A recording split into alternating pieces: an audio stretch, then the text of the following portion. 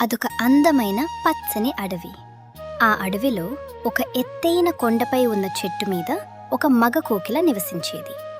దానికి ప్రకృతి అంటే చాలా ఇష్టం. ప్రతి ఉదయం సూర్యుడు ఉదయించగానే కొమ్మపై కూర్చొని ఎంతో మధురంగా కుహూ కుహూ అంటూ పాటలు పాడేది. ఆ పాట వినడానికి చుట్టుపక్కల పక్షులన్నీ ఎంతో ఆశగా ఎదురుచూసేవి. అదే అడవిలోకి కొత్తగా ఒక ఆడకోకిల వచ్చింది. అది చాలా సిగ్గుపడే స్వభావం ఉన్నది. ఒకరోజు ఉదయం ఈ మగ కోకిల పాడుతున్న పాటను విని ఆ స్వరానికి ముగ్ధురాలై మెల్లగా అదే చెట్టుపై ఉన్న ఒక ఆకుపచ్చని కొమ్మ వెనుక వచ్చి దాక్కుంది.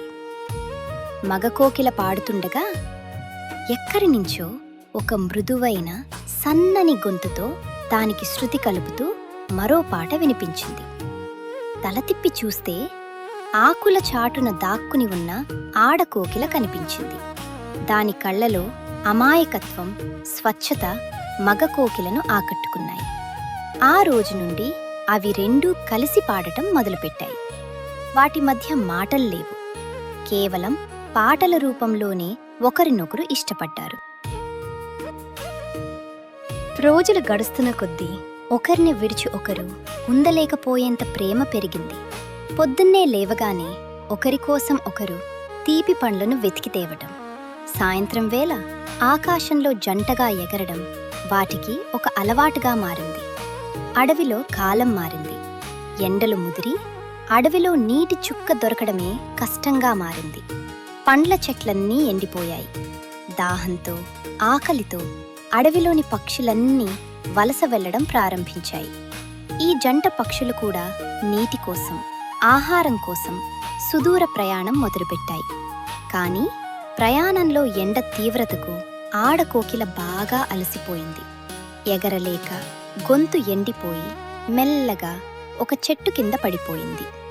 దాని ప్రాణం పోయేలా ఉందని గ్రహించిన మగ కోకిల గుండె ఒక్కసారిగా ఆగిపోయినంత పనైంది. ఆడకోకిలను కాపాడుకోవడానికి మగ కోకిల చుట్టుపక్కల ఎంత వెతికినా ఎక్కడా నీటి చుక్క కనిపించలేదు. చివరకు ఎంతో దూరం ఎగిరి వెళ్ళి ఒక రాతి సందులో దాగి ఉన్న కొద్దిపాటి నీటిని చూసింది. కాని ఆ నీటిని తెచ్చేందుకు ఎటువంటి పాత్ర లేదు. అప్పుడు ఆ మగ కోకిల తను దాహం వేస్తున్నా ఓర్చుకుని తన నోటితో ఆ నీటి చుక్కలను సేకరించి అతి కష్టం మీద ఎగురుకుంటూ తిరిగి వచ్చింది. మూర్ఛపోయిన ఆడ కోకిల నోట్లోకి తన నోటి ద్వారా ఆ నీటి చుక్కలను విడిచింది. ఆ చల్లని నీటి స్పర్శకు ఆడకోకిల నెమ్మదిగా కళ్ళు తెరిచింది. ఎదురుగా తన ప్రాణాన్ని కాపాడి దాహంతో అల్లాడిపోతున్న మగకోకిలను చూసి దాని కళ్ల వెంట నీళ్లు తిరిగాయి. ఆ క్షణంలో వాటికి అర్థమైంది, ప్రాణం కంటే తమ ప్రేమ చాలా గొప్పదని. ఆ తర్వాత కురిసిన మొదటి వర్షపు జల్లుల్లో ఆ రెండు పక్షులు ఎంతో సంతోషంగా తలిశాయి. మళ్లీ ఆ అడవి పచ్చదనంతో నిండిపోయింది. ఇప్పుడు ఆ కొండపై ఉన్న చెట్టు నుండి ఒకే ఒక్క కోకిల పాట వినబడదు. రెండు కోకిలలు కలిసి పాడే ఒకే ఒక ప్రేమరాగం అడవి అంతా ప్రతిధ్వనిస్తుంది. ప్రేమ అనేది కేవలం మాటల్లో చెప్పే భావం కాదు, త్యాగంలో కనిపించే బంధం. నిజంగా ప్రేమించేవారు ఒకరి ఆనందం కోసం తమ కోరికలను కూడా వదులుకుంటారు. ఈ కథ మనకు ఒక నిజం నేర్పుతుంది. ఈ కథ మీ హృదయాన్ని తాకితే ఒక లైక్ చేయండి, మీ అభిప్రాయాన్ని కామెంట్లో చెప్పండి. ఇంకా ఇలాంటి హృదయాన్ని హత్తుకునే ప్రేమ కథల కోసం మా ఛానల్ను సబ్స్క్రైబ్ చేయండి.